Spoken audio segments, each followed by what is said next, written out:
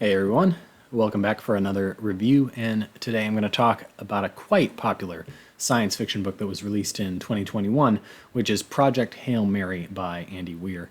When this book by the author of the movie-inspiring bestseller The Martian came out, I was hearing about it repeatedly, and I've continued to hear reminders ever since. Now, I haven't read The Martian, although I did see the movie, so I didn't know a whole lot about Weir's writing style, although I could at least sort of envision the overall spirit of his stories. Partially due to seeing the movie The Martian, and partially due to watching an excellent review, probably about a year ago at this point, by Davood on his channel, which I'll link below, in which he really touches on the almost overflowing sense of optimism and belief in humanity that oozes from Andy Weir's writing. So I was excited to take on this book, particularly after reading another sci-fi book, The Andromeda Strain by Michael Crichton, which I talked about pretty recently too. The two books actually had a lot in common, more than I realized going in. Both are maybe a little into the techno-thriller territory, but a lot more leaning towards the techno side and not too much towards the thriller. Even more so for Project Hail Mary, which relies more on the scientific sense of mystery to propel the story than on existential suspense. Project Hail Mary explores what happens after we learn pretty early on in the story that the sun has suddenly started dimming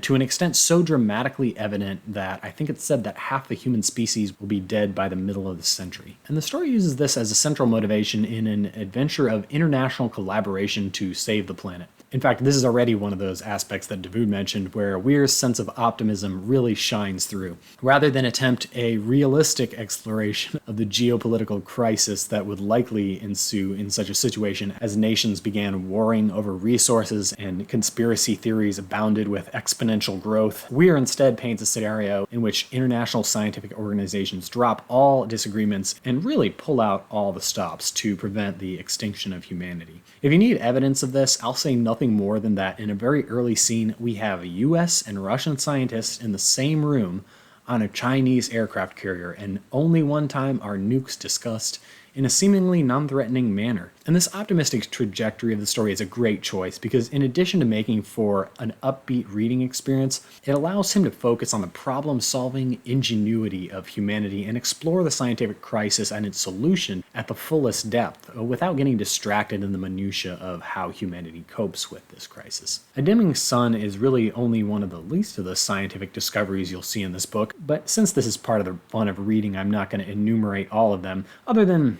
okay, skip ahead 15 seconds if you don't want to hear this because it is a little bit of a spoiler, but for some people it might really be enough to persuade you to read the book.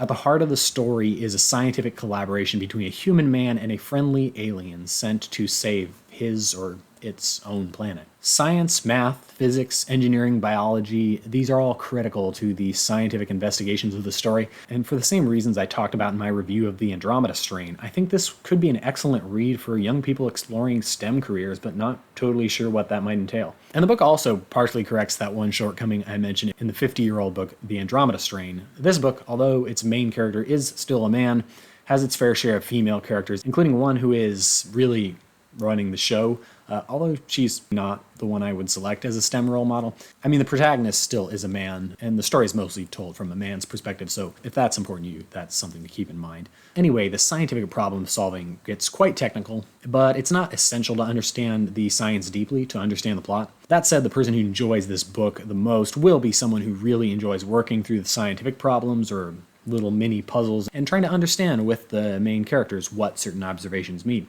One of the opening scenes will be a dream to budding physicists as our amnesia-afflicted protagonist uses random objects from the room he's trapped in to run a series of acceleration measuring experiments and figure out where in the solar system or galaxy the seeming spaceship in which he finds himself is located. This was for me an excellent aspect of the book, and with problems ranging from biology to chemistry to physics and various realms within each of those fields, there will be something for every scientifically inclined reader. And the scientific discussion is something that could be accessible for anyone who's approached any of these topics at, let's say, a high school level. Certainly they'll be at least able to follow the scientific discussions, even when they're a little more complicated than someone can fully grasp. I will admit that by halfway through the book, I was sometimes just a little bit bored by repeated discussions of how to induce some new gravitational forces on the ship by some new and complicated rotational thrust maneuver, but that might simply be because I was reaching my limitations and having a harder time envisioning the geometry of some of these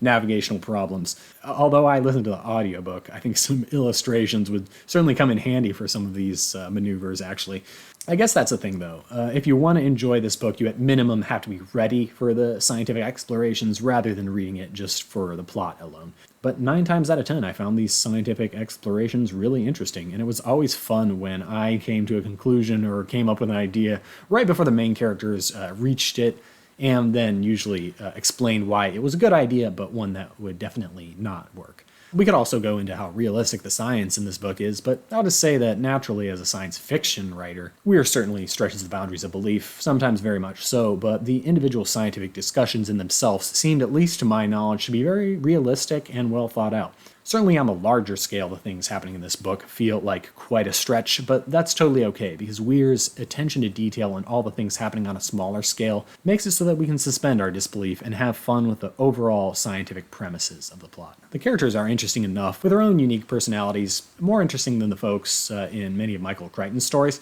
but still only to a point.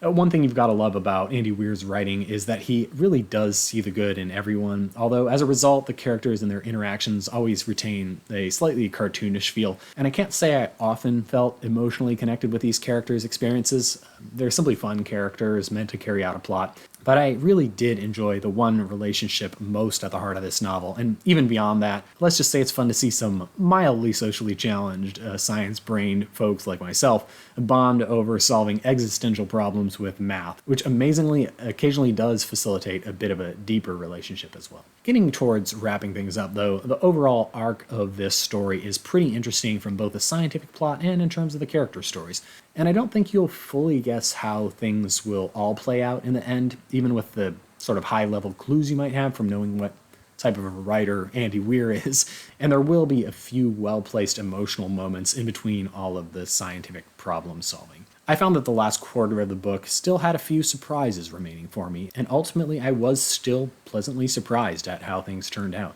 So all in all, Project Hail Mary? A definite thumbs up from me, and one I'd certainly recommend if you like this kind of story. Let me know if you've read it and what you thought, or if you haven't gotten to it yet. Well, happy reading.